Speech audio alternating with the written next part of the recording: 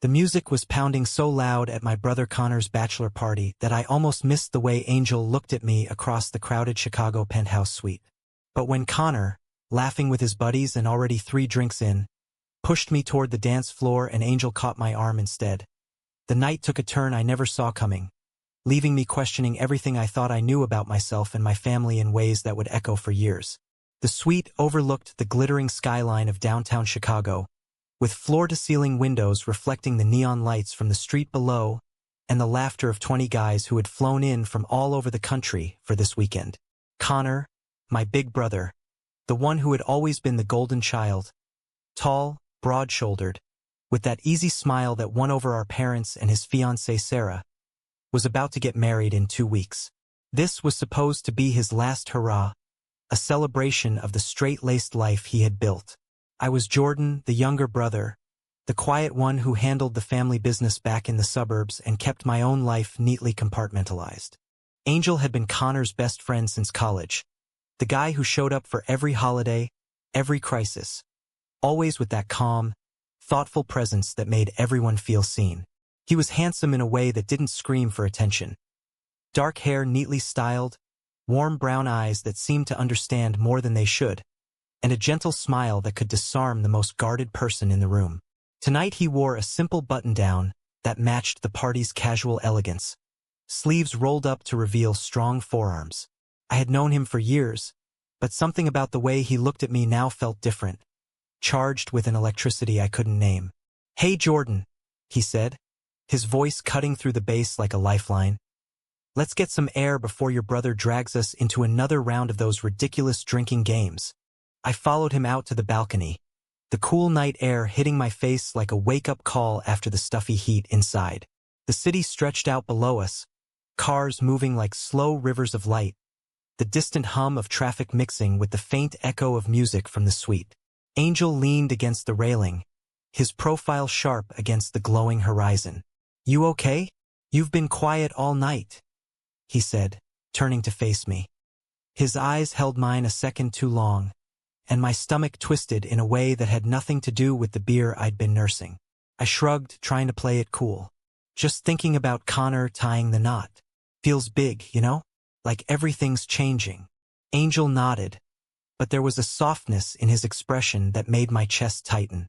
We talked for what felt like hours, about college memories, about how Connor had always been the protector, about the pressure of living up to family expectations in a world that demanded perfection.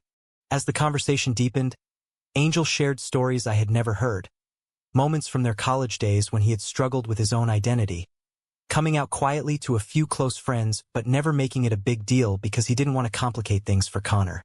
I listened, my heart racing, because his words mirrored feelings I had buried so deep I barely acknowledged them even to myself. The party noise faded into the background as we stood there, the space between us shrinking without either of us moving. "Jordan," Angel said softly, his voice barely above a whisper, "there's something I've wanted to tell you for a long time." Before I could respond, the balcony door slid open and Connor stumbled out, grinning wildly. "There you two are. Come on, we're doing shots." But the interruption came too late. The look in Angel's eyes had already planted a seed of doubt and possibility that would bloom into something neither of us could ignore. The rest of the night blurred into games and laughter, but my mind kept drifting back to that balcony. Connor was in his element, roaring with joy as his friends roasted him with old stories, the kind that made everyone clap and cheer. I watched my brother, the man who had shielded me from bullies in high school, who had driven me to my first job interview, and wondered how he would react if he knew the thoughts swirling in my head. Angel stayed close, handing me water instead of another drink, his presence steady and reassuring. By the time the clock hit 2 in the morning, the suite had emptied a bit, guys crashing on couches or heading to their rooms. Connor clapped me on the back, slurring something about being the best little brother ever, then passed out on the main couch. Angel and I were the last ones awake, cleaning up empty bottles in silence that felt loaded with everything unsaid. That was when it happened. In the dim light of the kitchenette, Angel turned to me and said, "Jordan, I meant what I started to say earlier. I felt something for you since the first time Connor brought me home for Thanksgiving." I tried to ignore it because you're his brother, because of everything. But tonight, seeing you here, I can't pretend anymore." His words hung in the air like a confession that changed the temperature of the room. My pulse hammered in my ears. I wanted to deny it, to laugh it off, but the truth was I had felt the pull too. A quiet longing I had pushed down for years under the weight of what our parents expected, what society assumed. Before I could find the words, Angel stepped closer, and in that moment of raw honesty, our lips met in a kiss that was gentle, tentative, and full of years of hidden emotion. It wasn't wild or rushed. It was the kind of kiss that spoke of understanding and fear and hope all at once. When we pulled apart, the world felt shifted, like the bachelor party had cracked open a door I didn't know existed. I didn't sleep that night, lying on the fold-out couch with my mind racing. Connor snored nearby, oblivious, while Angel had retreated to his room with a quiet, "We'll talk in the morning." The city lights outside flickered like stars refusing to fade, mirroring the confusion inside me. Who was I if not the reliable, straight younger brother? What would this mean for Connor's wedding? For our family that had always prided itself on tradition? The questions piled up, each one heavier than the last. But beneath the fear was a spark of something real, something that felt like the beginning of finally being seen. As dawn crept over the Chicago skyline, I knew the morning would bring answers I wasn't sure I was ready for. But the kiss had already set everything in motion. Morning light filtered through the penthouse curtains, casting long shadows across the suite that still smelled faintly of spilled beer and cologne. I sat at the kitchen island, nursing a cup of coffee that had gone cold, my mind replaying the kiss with Angel over and over like a loop I couldn't pause. Connor was the first to wake, groaning as he shuffled in from the living room, his hair a mess and his eyes bloodshot from the night before. "Man, that was one for the books," he said, clapping me on the shoulder with the same brotherly affection that had always made me feel safe. "You and Angel were up late cleaning, huh?" "Thanks, little bro." I forced a smile, the secret burning in my chest like a live wire. Angel emerged from his room moments later, dressed in a fresh shirt and jeans. His expression calm but his eyes searching mine the second he saw me. The three of us made small talk about breakfast plans and hangover remedies, but the air crackled with everything we weren't saying. Connor suggested we grab bagels from the shop downstairs, and as soon as he stepped into the elevator, Angel turned to me. "Jordan, about last night," his voice was steady, but I could see the vulnerability behind it. "I didn't plan for that to happen, but I'm not sorry. I've cared about you for so long, watching you carry the weight of being the perfect son while hiding who you really are. I see it because I lived it." His words hit like a wave, crashing against the walls I had built since high school when I first realized my feelings for guys weren't going away. I had dated girls to keep up appearances, laughed at the right jokes, and buried the truth so deep that even I sometimes believed the lie. Now, standing in the bright morning light of that Chicago suite, the truth was staring back at me in Angel's kind face. "I feel it too," I admitted, my voice barely above a whisper. "But Connor, the wedding our parents would never understand. This could ruin everything." Angel nodded, reaching out to squeeze my hand in a gesture that was both comforting and electric. "We don't have to figure it all out right now, but I want you to know I'm here whatever you decide. No pressure, just honesty." Before we could say more, Connor returned with bags of fresh bagels and coffee, oblivious to the shift that had happened. We ate together on the balcony, the city waking up below us, and for a moment it felt normal. Three guys joking about the party highlights, Connor recounting how he had almost fallen off the dance floor. But every laugh carried an undercurrent of guilt for me. How could I look my brother in the eye knowing I had crossed a line with his best friend? The rest of the morning passed in a haze of packing and checkout, the drive back to the suburbs stretching long with silence broken only by Connor's playlist of old rock songs. Back at our family home in the quiet neighborhood outside Chicago, where our parents still lived in the same two-story colonial they had bought when we were kids, the weight settled heavier. Mom greeted us with hugs and questions about the party, Dad clapping Connor on the back and asking if he had behaved himself. Angel stayed for dinner, as he always did, fitting seamlessly into the family dynamic like the brother he had become over the years. But every glance he sent my way across the table felt loaded, a silent promise and a warning all at once. After the meal, Connor pulled me aside in the backyard, the evening air cool and filled with the scent of freshly cut grass. "You seem off, Jordan. Everything okay?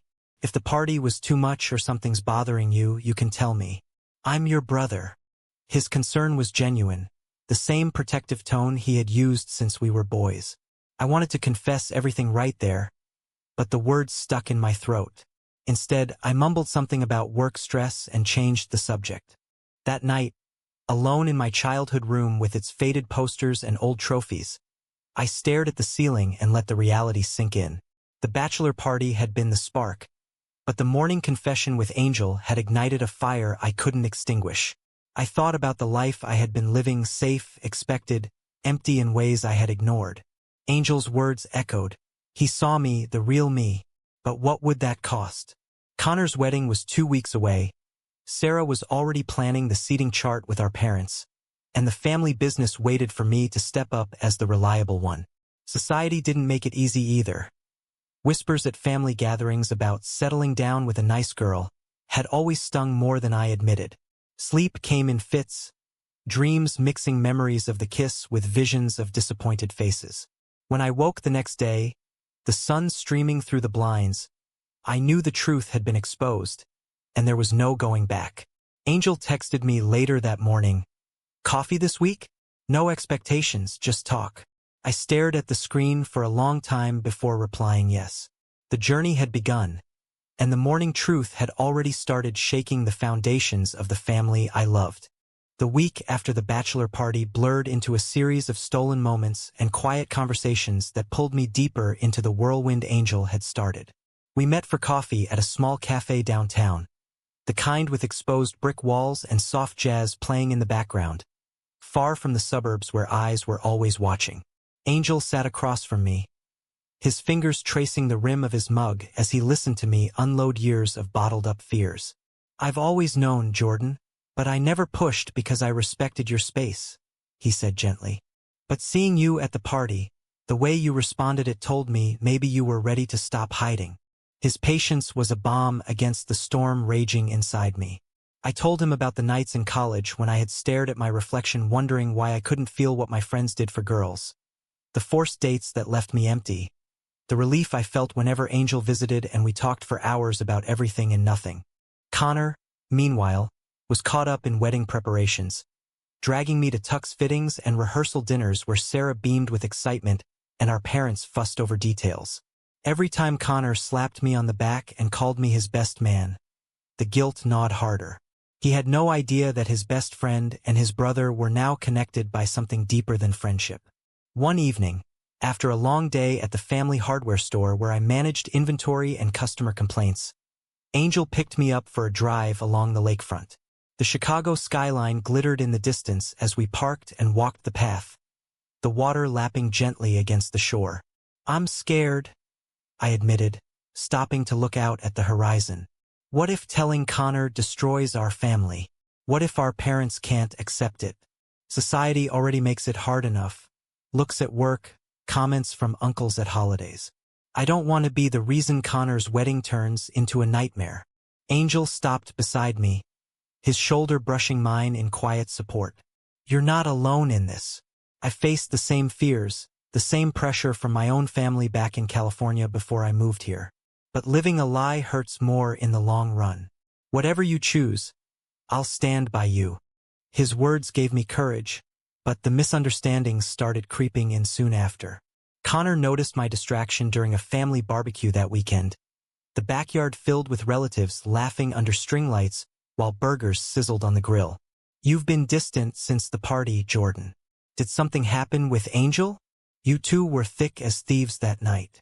His tone was light, but the question hit like a warning shot. I brushed it off with a joke about work, but inside I panicked. Later that night, Angel and I met at his apartment in the city, a cozy space filled with books and photos from travels. We talked for hours about our pasts, his coming-out journey in college that had cost him a few friendships, my own quiet struggles that had left me feeling isolated even in a crowded room. For the first time, I allowed myself to imagine a future where I didn't have to pretend, where love didn't have to be hidden. But the pressure mounted when Sarah pulled me aside at the rehearsal dinner a few days later. "Connor's worried about you. If there's anything going on, you can tell me. We're family now." Her kindness only amplified my inner conflict. I wanted to protect everyone, but the truth was demanding to be heard. Angel suggested we slow down, give me space to process, but the connection between us grew stronger with every shared glance and late-night text. One afternoon, driving back from a supplier meeting for the store, I pulled over on a quiet road and called him. "I think I'm falling for you," I said, the words tumbling out before I could stop them. The silence on the line was brief before Angel replied, his voice warm with emotion. "I've been there for a while, Jordan. We'll figure this out together." Yet even as hope bloomed, the fear of betrayal lingered. What if Connor found out the wrong way? What if the family I had always relied on turned away? The emotional journey was accelerating, each decision carrying the weight of potential heartbreak, and I knew the coming days would test every part of me. Tensions rose like a gathering storm as Connor's wedding date loomed closer, and the secret between Angel and me began to strain under the weight of everyday life. I threw myself into work at the family store, organizing shelves and helping customers with paint colors and tools. But my mind was elsewhere, replaying conversations with Angel and dreading the moment everything might unravel. One evening, after closing up, I met Angel at a quiet park near his apartment. We sat on a bench under the shade of old oak trees, the leaves rustling in the breeze as he shared more about his own path. How prejudice from coworkers at his marketing job had made him cautious. How he had learned to find strength in small acts of honesty. "You don't have to carry this alone anymore," he reminded me, his hand resting lightly on mine for a moment before pulling away out of habit. That touch, brief as it was, grounded me in a way nothing else could. The misunderstanding hit hardest when Connor invited us both over for a casual dinner to finalize wedding details. Sarah had cooked lasagna, the kitchen filled with the aroma of garlic and cheese, laughter echoing as we passed plates around the table. But midway through, Connor mentioned seeing Angel's car at my place the night before. "You two hanging out a lot lately? Not that I mind, but it's like you're attached at the hip since the party." His tone was teasing, but my stomach dropped. Angel covered smoothly, saying we were planning a surprise for the honeymoon, but the look Connor gave me afterward lingered with suspicion. Later, in the driveway as Angel and I left, he whispered, "We need to be careful. I don't want to cause a rift." The drive home was silent, my thoughts spiraling into what-ifs. What if Connor felt betrayed by both of us?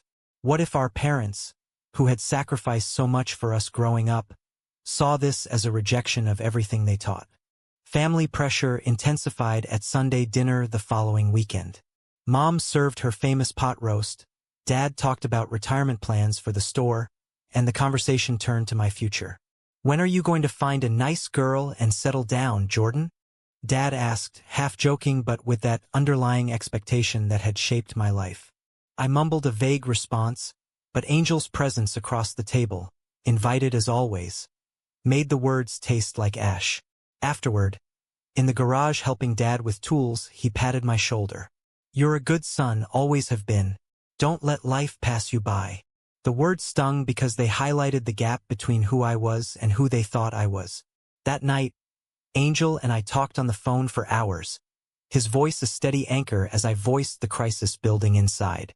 "Maybe I should just tell them," I said, but the fear of hurting Connor on the eve of his wedding held me back. Societal judgment crept in too, subtle but constant. At the store, a regular customer made offhand comments about real men and family values that left me questioning if the world would ever make space for someone like me. Angel faced it at work, sharing stories of awkward meetings where colleagues assumed everyone fit the same mold. Our relationship, still new and fragile, became a source of both strength and strain. We shared quiet dinners at his place, talking about dreams beyond the constraints.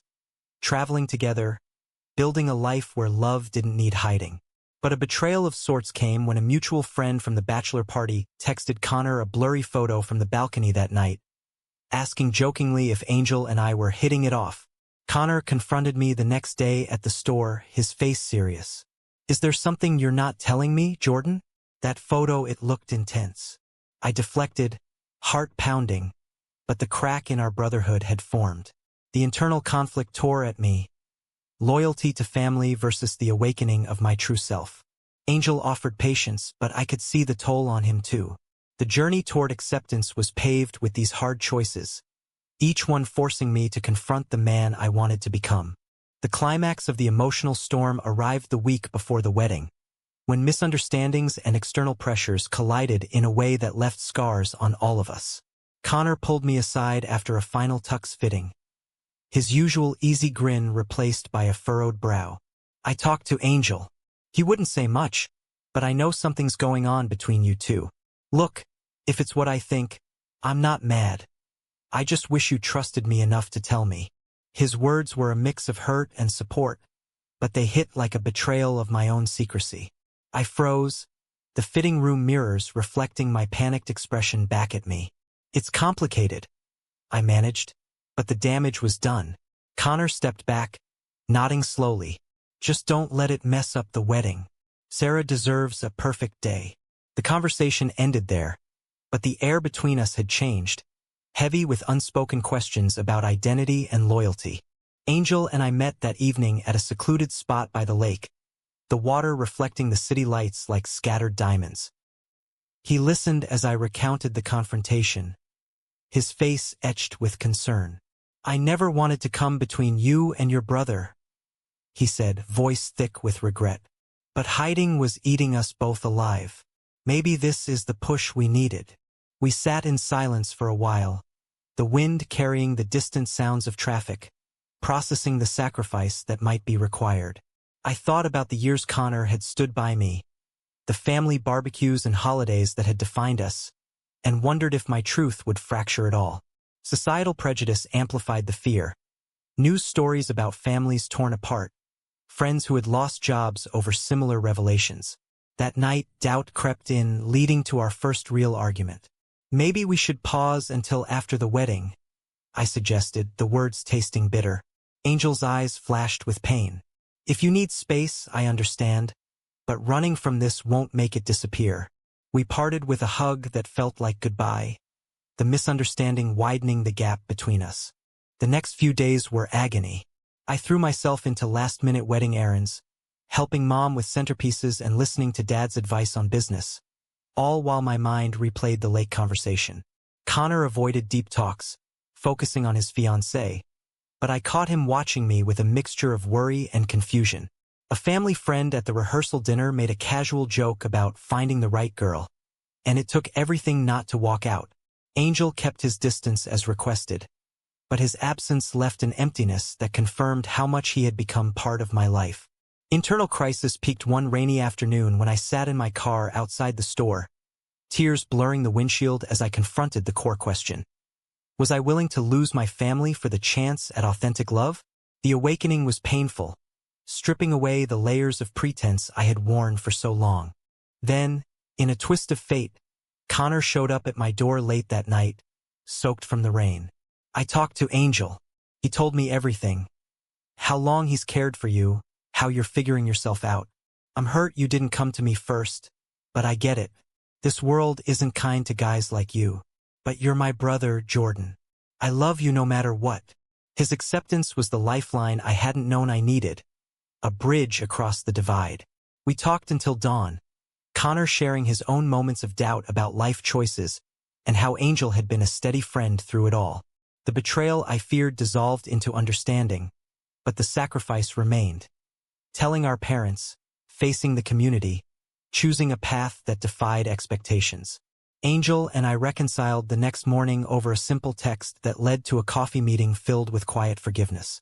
The growth was happening, slow and steady, as I learned that true connections demanded courage and that family could surprise you with grace. Yet the final choices loomed, each one carrying the potential to heal or hurt.